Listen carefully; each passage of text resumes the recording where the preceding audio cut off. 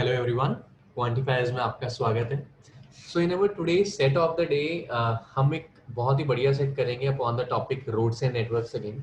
And topic पे जाने से पहले just a general information that अभी अभी हमने बूस्टर कोर्स स्टार्ट किया है एंड ये वही कोर्स है जो आप लोगों को चाहिए in if you are looking to increase your percentile by 5 or 7 or 10 or at least this much percentile. Right, everything will be covered from basics to a very good level including all the tricks and tips. सब कुछ include करेंगे, regular practice होगी। Right, if you haven't enrolled it just visit our website and enrol. Right, let's see what today's set is all about.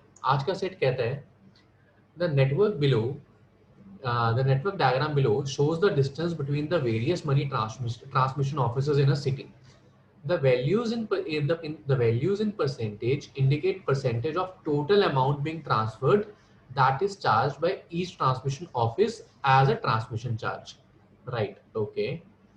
When an office is considered as a starting or destination office, the amount there is ignored, i.e. while sending from B to G, 1% at B and 4% at G will be ignored. Right. अब हमें क्या दिया हुआ है कि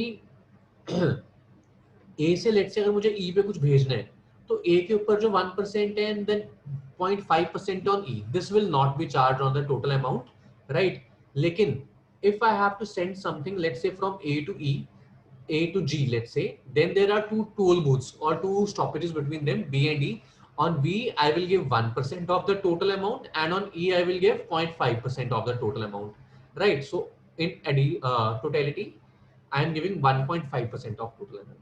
एक बात हमें समझनी है कि उसने हमें साफ साफ बोला हुआ है as a percentage of total amount being transferred. उसने हमें कहीं नहीं बोला कि रिकर्सिव चेंजेस होंगे, which means whatever, let's say you are sending 10,000 rupees, then 1% will be cut here and whatever is left 0.5 will be cut here. ऐसा नहीं होगा, टोटल अमाउंट पे ही टोल टैक्स का पैसा कट रहा है हमारा। ठीक है, right, okay. There is also an additional transmission charges. So एक चार्जेस है जिसको हम एडिशनल ट्रांसमिशन चार्जेस बोलते हैं। What are these? These charges are n% of total amount being transferred, where n kilometer is the distance between the 2 points starting in the destination. A very fairly simple example. Let's say if I am sending something from A to E, then A to B has a distance of 2, B to E has a distance of 4. So a total of 6 kilometer is there, which means a total of 6% of total amount is charged. Right, which simply means, let us say अगर मैं A से लेके G पे कुछ भेज रहा हूँ, A B E G, this is the route I am following, let us say, then A to B distance is 2, B to E distance is 4, E to G distance is 3, B charges 1%, E charges 0.5%, and let us say I am sending X rupees, then the total tax I have to pay is 2 plus 1 plus 4 plus 0.5 plus 3. I don't need to calculate them separately. 2 1 3 4 7 10 10.5%, x का 10.5% मुझे देना है। Right, this is what I will understand from your tool. ठीक है, आगे देखते हैं। चलो, ये बेसिक चीजें थी। Let's look at the questions now. Questions क्या कहते हैं हमें? The first question is, what is the maximum amount that will reach office H if rupees 500 are transferred from office A such that no more than two intermediary offices are covered using during the transit. अब मुझे amount भेजनी है और मुझे दो से कम ही offices use करने हैं, सॉरी दो ऑफिस यूज करने हैं एग्जैक्टली। राइट, दो से ज्यादा नहीं, दो से कम नहीं। So first things first, I will assess the routes that are there. Like दो ऑफिस करने हैं तो A D F H, this is one route. A C I H, there is second route, and in this routes and networks always assess the possibilities of the routes from a particular point. Right, A C I H है, similarly A D I H is another route. Right, तीन routes आ रहे हैं मेरे पास। ठीक है, third route being A D I and H, तो तीन रूट्स है मेरे पास। And from these three routes I will check कि मुझे कहाँ पे सबसे कम पैसा देना पड़ रहा है। राइट, तो सबसे पहले मैं बात करता हूँ A C I and H. Right, what is the total percentage I am giving here? 3, 3, 6, 7, 13, 2, 15 and 1, 16, approximately 16%. Right, let's talk about the route A D I H.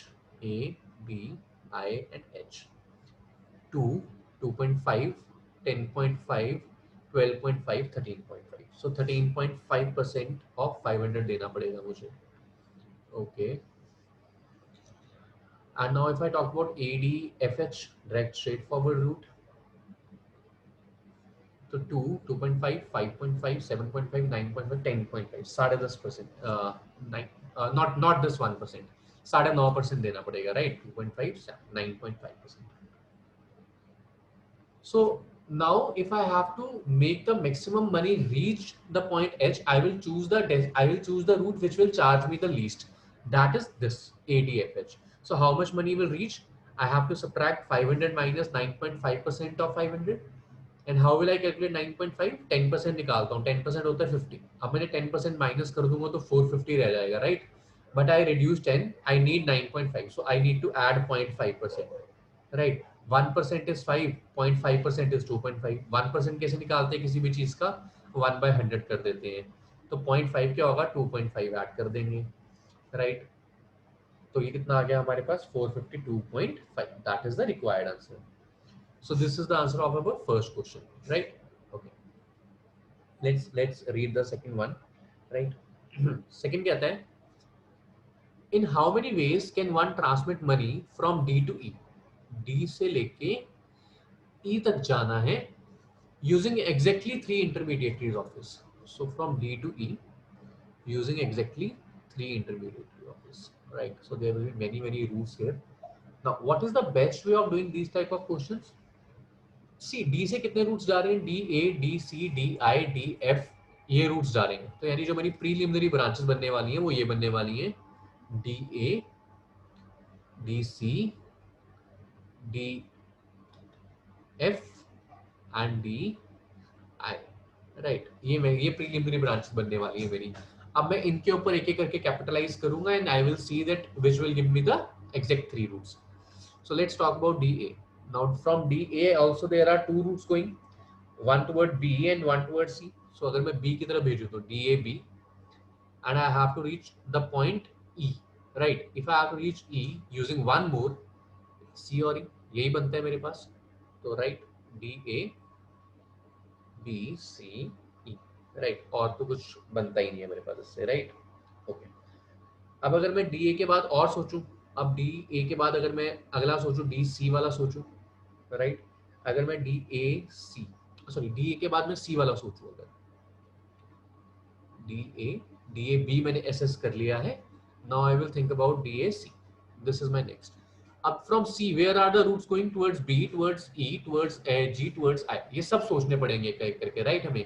तो सबसे पहले DA बी पे सोचते हैं. तो DAC BE, DAC BE, DAC. अब मैं अगर यहां भेज रहा हूं G and E, DAC G and E. अगर मैं DA के साथ अब I की तरफ भेजता हूं तो DAC I and E. So these are the 4 routes accessible through DA route, right? So this is the easiest way to assess routes. नहीं तो हमारा कोई ना कोई पॉइंट रह जाएगा, right? So अब D से मेरे A वाले रूट्स हो चुके हैं. कुछ रहा तो नहीं? ऑलमोस्ट हो ही चुके हैं हमारे. लेट्स सी C पे चलते हैं डायरेक्टली, राइट. This root. अब सी से आगे कहाँ कहाँ जा रहे हैं? देखो सी से ए पे जा रहे हैं, बी पे जा रहे हैं, आई पे जा रहे हैं, ई जी पे जा रहे हैं. तो मुझे सारे रूट्स को एक एक करके असेस करना पड़ेगा, राइट. सबसे पहले मैं सोचता हूँ डी सी ए वाले. अगर मैं सोचूं तो डी सी ए, उसके बाद बी. 3 रूट्स आए मेरे पास बीच में, ठीक है. D C A B. अब मैं डी सी ए के बाद और कुछ तो आ नहीं सकता. डी सी आई पे भेज दूं अगर मैं. If I am sending on D C I, then D, let me mark it for you, D, C, I, G and E, right. और तो कुछ नहीं बन रहा. D, C, I, G and E, right. और भी कुछ बन रहा. ओके. अगर मैं अब D, C के बाद मैंने I पे भेजा है, D, C के बाद I की बजाय मैं सीधा G पे भेज दूं, तो ये बनेगा D, I, D, C, G, I, E, right. D, C, G, I. Okay. D के बाद हमने सी पे भी भेज दिया. डी सी के रूट कवर कर लिए हमने. अब मैं करता हूँ डी आई की बात करते हैं. चलो अब अगर मैं डी आई की बात करूँ, डी आई के बाद कौन से रूट्स आ रहे हैं मेरे पास? सबसे पहले मैं सक्सेसर चेक करूंगा अपना। If I talk about D I, I से मैं कहाँ कहाँ जा सकता हूँ?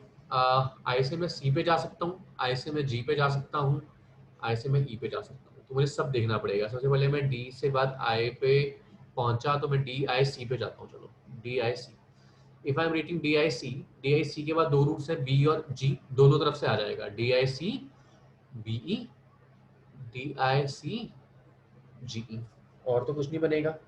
ठीक है, D I C G E, D I C B, right, okay. अब अगर मैं डी आई के बाद सीधा सी की बजाय जी पे भेजता हूँ तो D I G C E, D I G C E, right. और कुछ बन रहा है? नहीं, और कुछ नहीं बन रहा हमारा, राइट। तो हमारे डी आई वाले भी पूरे हो गए। ठीक है, अब हमारा कौन सा बचा? डी एफ वाले रूट्स बच गए हमारे, राइट। अगर मैं डी एफ के रूट्स की बात करूं, वही अब हेड ऑन देखेंगे सबसे पहले कौन से डी एफ, एफ से I can go to I can go to H, let me assess both, right. F से और कहीं तो जा ही सकता मैं, राइट। अब अगर मैं डी एफ से एच पे जाता हूँ, एच, तो उसके बाद I E, right, D F H I E. और कुछ पॉसिबल है? नहीं। अच्छा, एफ के बाद अब मैं और कहाँ जा सकता हूँ एच की बजाय? एफ के बाद मैं सीधा कहाँ जा सकता हूँ? आई पे जा सकता हूँ, डी एफ आई।